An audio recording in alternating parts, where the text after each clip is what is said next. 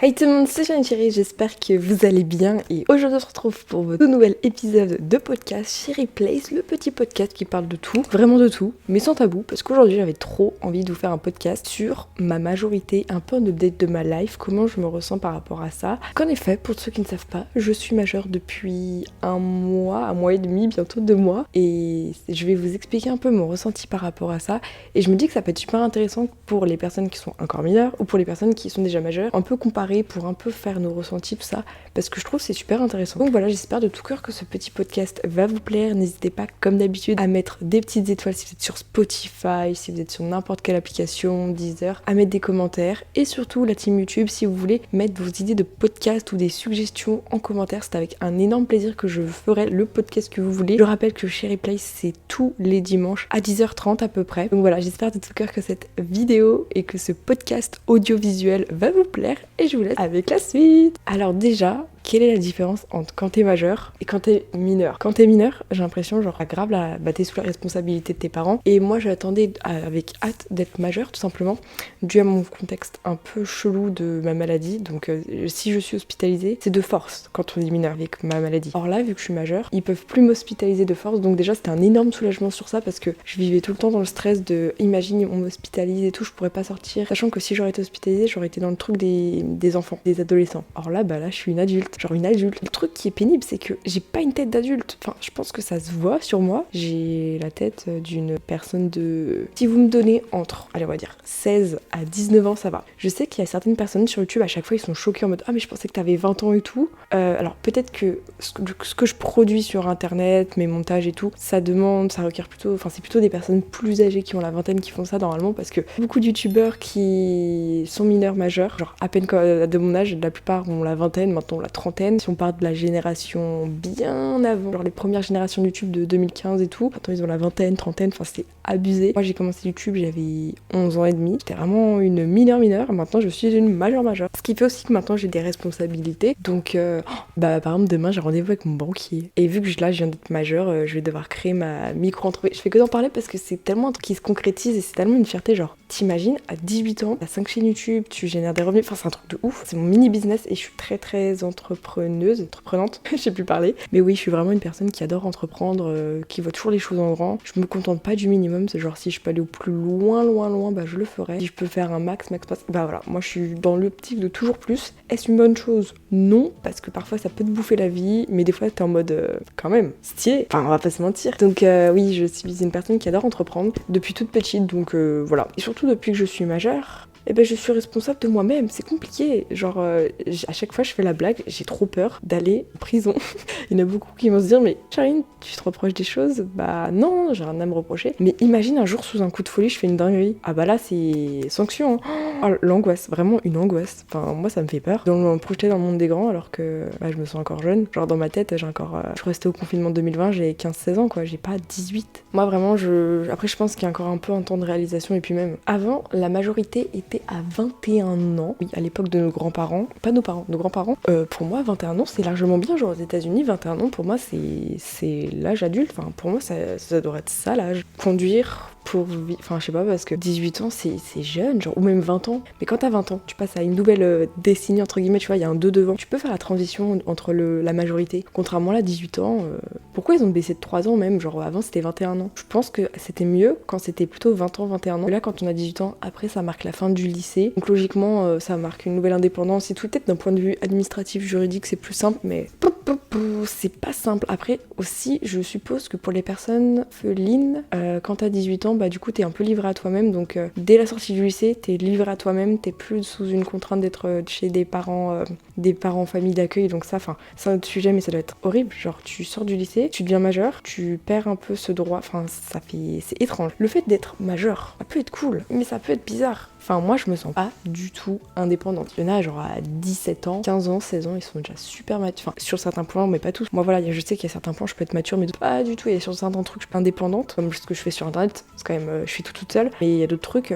je suis pas du tout indépendante, c'est abusé, j'ai encore besoin de papa-maman. J'ai même pas passé mon code de la route, mon permis. J'ai mon SSR 1. Dites-vous, mon SSR 1, j'avais 10 sur 20, c'était en 5ème, la honte. Et au deuxième, j'avais 18, j'avais la meilleure note. J'avais grave révisé et franchement, la SSR, c'est mon cyclomoteur. Vraiment, c'est un autre délire, la SSR. Je ne sais pas où on est, mais c'est étrange.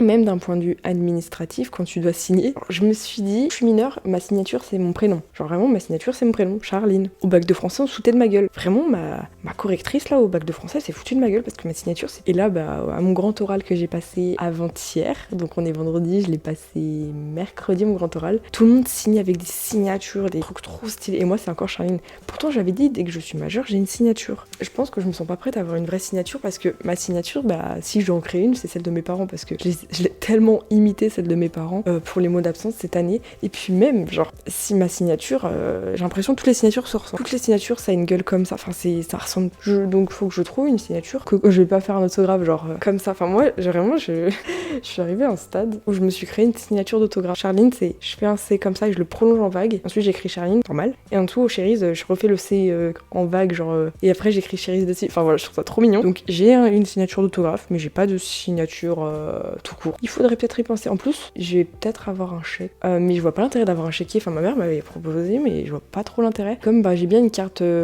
bancaire, je m'en suis jamais servi en termes de... Pour mettre la carte dans le trace, la carte là, dans les magasins, j'ai plus le nom.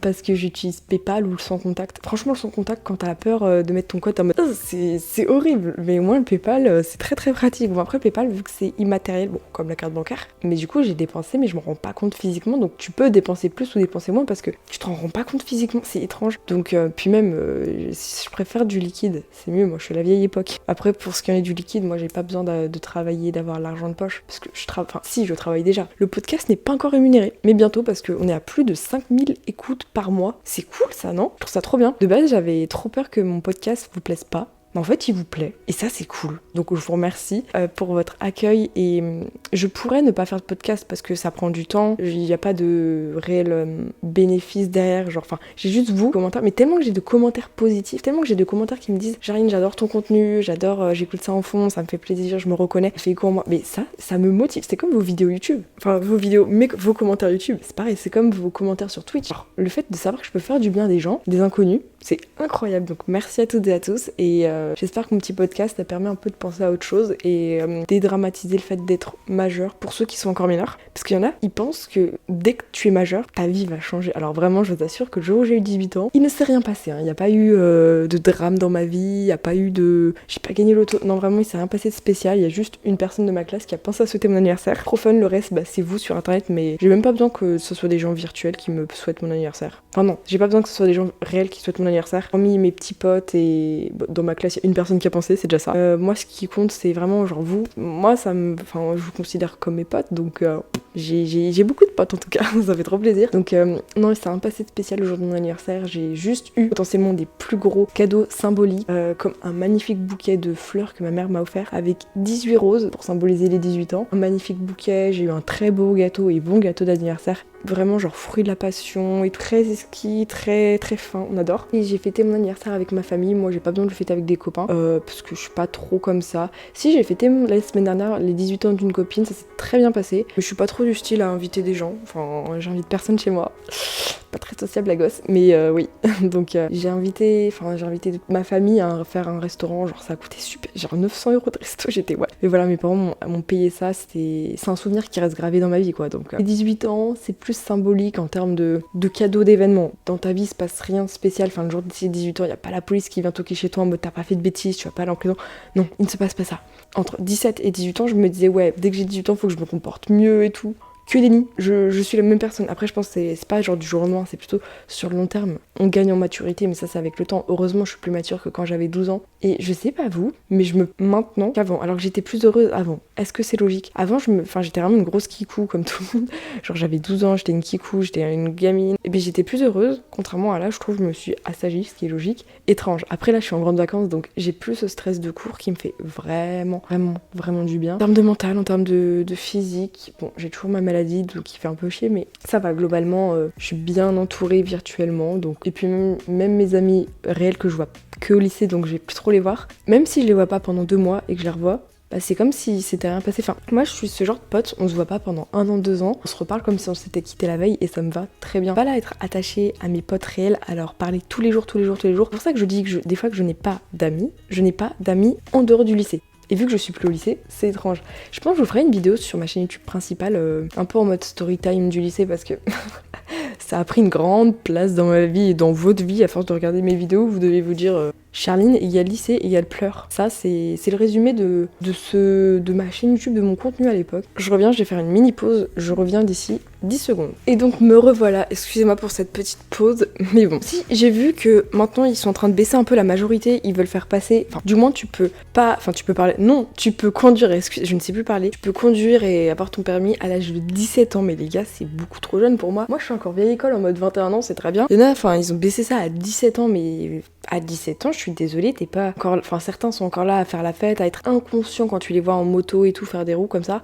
Tu leur laisses le permis de conduire, le nombre d'accidents sur la route a fortement augmenté. Après, c'est stylé quand même, quand tu vas au lycée en voiture, c'est stylé, je le reconnais. Il y a quand même un minimum, enfin je suis désolée, mais pour moi c'est trop, c'est vraiment trop de faire ça à cet âge-là. On pourrait faire plutôt 21 ans ou 20 ans, c'est bien, parce que moi je me sens pas prête, enfin même à l'heure actuelle, 18 ans, en plus c'est bizarre, genre 18 ans, c'est mieux 20 ans en mode majeur, parce que 18 c'est un peu perdu, c'est bizarre. En plus, je suis en train de me dire que je suis plus proche de mes 20 ans que de mes 15 ans, que pour moi mes 15, je suis même, plus proche de mes 20 ans que mes 16 ans. Oh, l'angoisse, vraiment c'est une énorme angoisse de se dire ça, que je suis plus proche de la vingtaine. Mais j'ai l'impression, j'ai encore 16 ans, moi dans ma tête j'ai encore 15 ans. 20 ans, waouh. Il y en a là, ils vont dans quelques mois, 2 mois, 3 mois, ils vont avoir leur appartement, ils vont vivre, faire leurs études. Moi comme je vous ai dit, je me sens pas encore prête, c'est pas grave, enfin si je me sens pas encore prête à faire des études. Et puis même, j'en ai parlé pendant mon grand oral, parce que pour ceux qui savent pas, au bac t'as un grand oral, tu vas préparer 2 exposés, tu ressors sur un exposé. Je suis tombée sur l'anglais, très contente, ça s'est très bien passé. Et après t'as 5 minutes d'orientation, tu dois expliquer ton projet.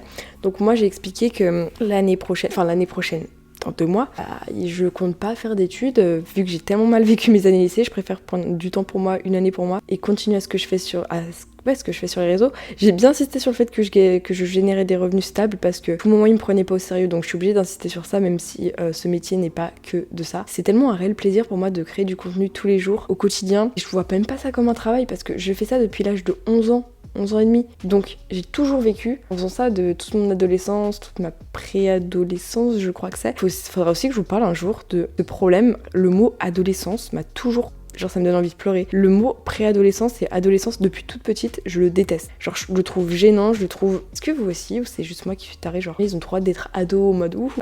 Moi du coup maintenant je suis plus une adolescente, mais ce mot me terrorise depuis toute petite. Genre même quand j'avais 8 ans, ce mot me terrorisait. Je le trouvais gênant. Est-ce que je suis la seule? Je pense que ça vient de ma psychologie, de ma santé un peu chelou. J'ai jamais senti l'adolescence. Je pense que depuis toute petite, intérieurement, j'ai jamais senti ce moment de changement et tout. J'ai toujours trouvé... Alors je suis pas de ce parti à dire gênant, mais cette période est gênante. Je sais pas pourquoi. Il y a un truc qui fait que, période d'adolescence, mais depuis toute petite, donc ce qui fait que mon adolescence s'est très mal passée. Là, mon début de vie adulte, enfin, je peux pas juger, ça dure que depuis 1 mois et demi, mais d'un point de vue légal, je trouve que la période entre tes 15-20 ans, elle est un peu bizarre. Il y a trop de changements dans ta vie, en termes de physique, mental, psychique, mentalité. Il y a trop de trucs qui changent, donc je pense peut-être que je trouvais mon apaisement dans la vingtaine, parce que mes années lycée, adolescente, je les ai détestées du plus profond de mon cœur, j'ai détesté de ouf. Ces futures années sont peut-être les meilleures à venir, je l'espère, parce qu'il y en a qui disent ouais, mes années collège, mes années lycée, c'est les meilleures. Bon, déjà, qui aime ces années collège? Personne. Les lycée, il y en a, c'est qui tout disent c'est leurs meilleures années et tout. Moi, c'est mes pires années d'existence. Mais quand je vous dis mes pires, imagine, tu te réveilles le matin, t'es en pleurs parce que t'as pas envie d'aller en cours, t'es triste en fait,